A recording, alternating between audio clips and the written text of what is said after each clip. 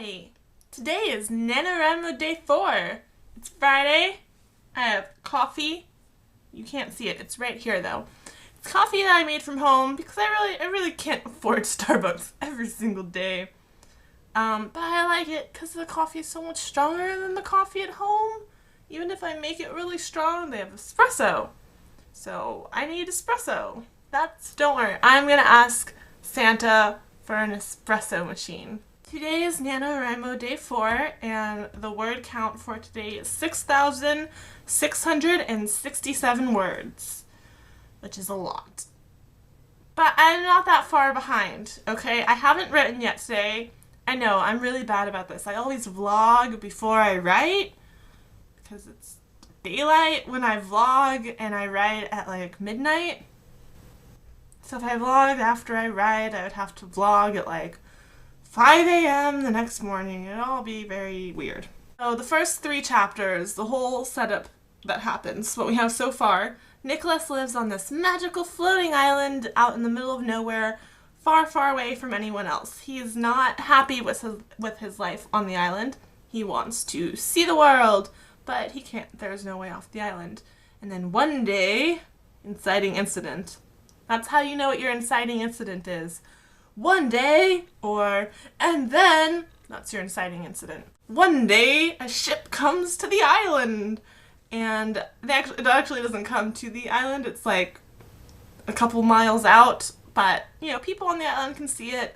They theorize that people on the ship can probably see the island, but the ship just stays there for a little while, and everyone on the island kind of freaks out. So everyone on the island is freaking out. Like, what are we gonna do? What's the ship? Holy crap!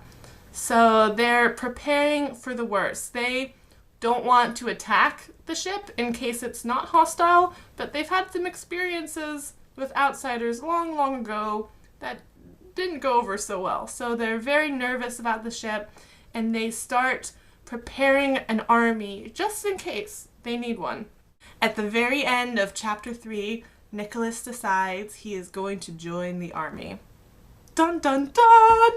Right? He joins the army, you know, he plays it off like he wants to protect the island like everyone else, but really he wants to get on that boat. He wants to know who's out there, who has come to the island. He is so curious about them that he joins the army. So anyways, that is the setup and the inciting incident, and now we move into the second block, which is where the protagonist gets to be a protagonist.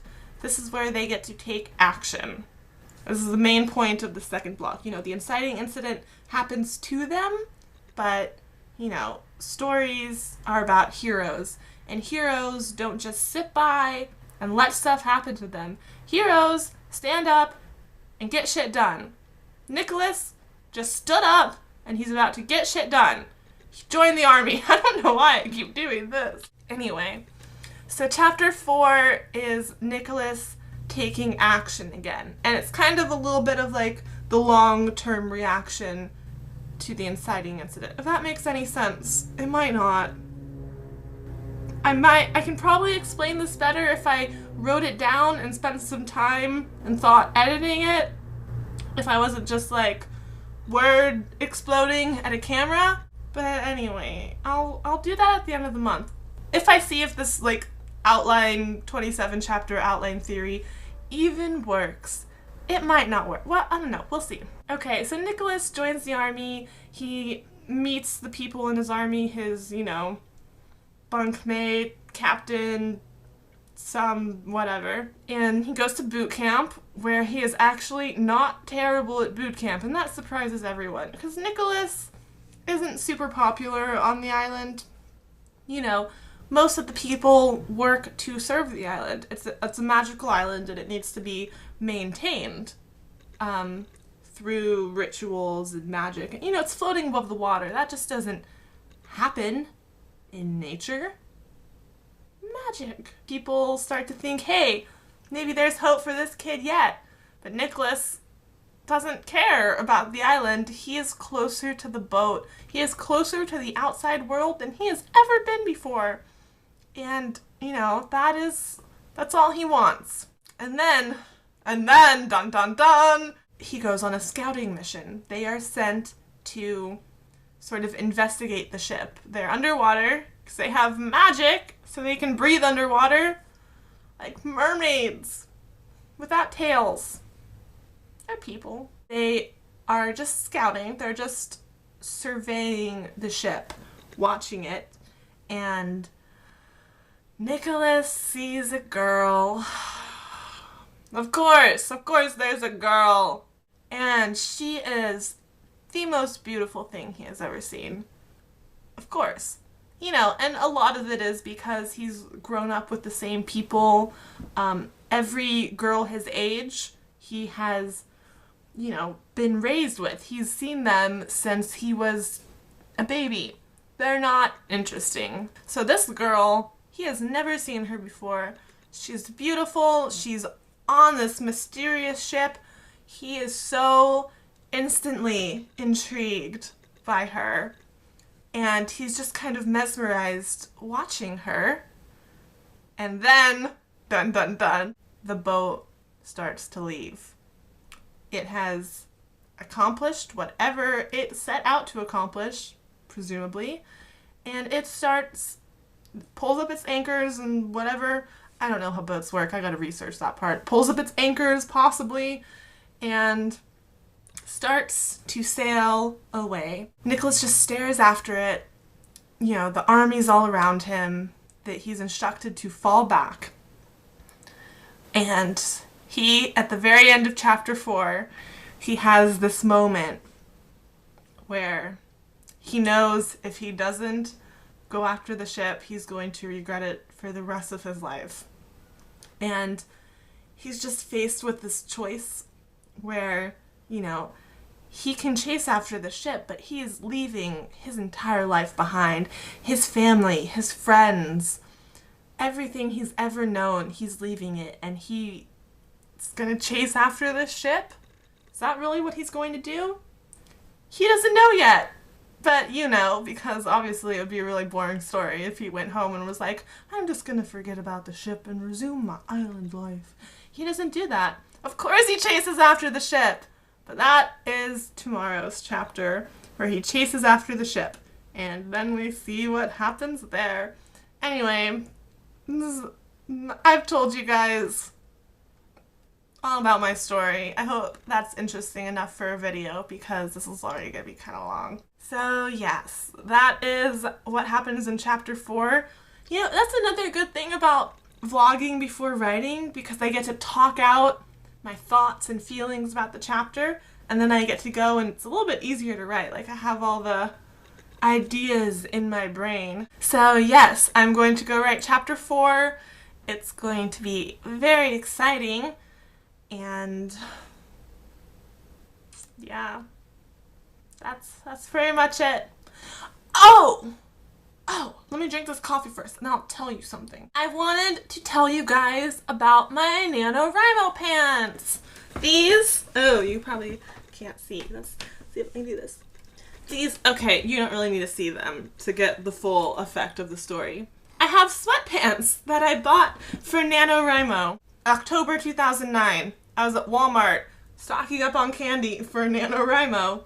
And, my apartment's always really cold. I don't like to run the heater too much, because then the electric bill is like $5,000. I just can't deal with that.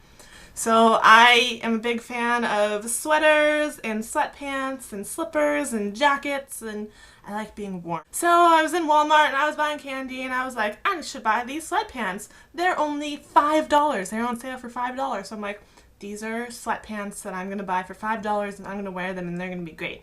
I started wearing them for my Nanowrimo 2009 novel. Started wearing them at the beginning. I wore them every day when I was writing. Obviously, I changed into other clothes when I had to do other stuff. But every day while writing my Nanowrimo novel, I was wearing my Nanowrimo Pants. 2009. Last year, I did the same thing. I was like, these are my lucky pants. I'm going to wear them.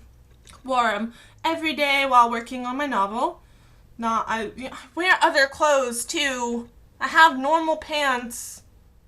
These aren't my only pants. but I wear them while I'm noveling and they bring me good luck and warmth to my legs. Yay! Okay, I'm gonna go finish my coffee and write. I'm at 5,816 words right now. That was what I got for the first block. So, first 3 chapters.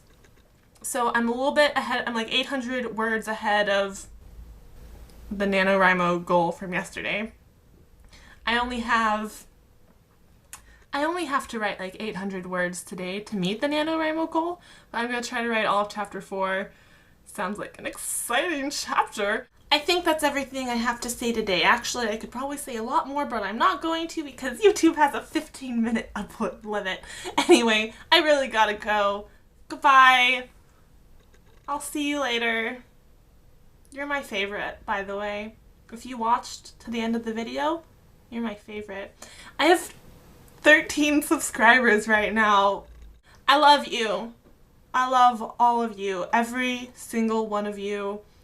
Even like the 6 people who no longer use their YouTubes and had been subscribed to me from like last year.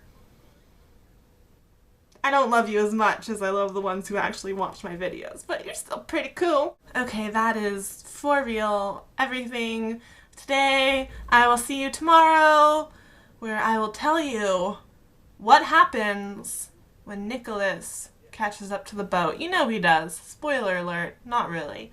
Of course he catches up to the boat. Where else is this story going? Thank you for watching my video. I hope you enjoyed it. I hope you're getting all your words done for NaNoWriMo if you're doing NaNoWriMo. Good luck with other stuff if you're not doing NaNoWriMo. Good luck with other stuff if you're doing NaNoWriMo. Just good luck, okay? It's a good ending. I'll see you tomorrow. Bye!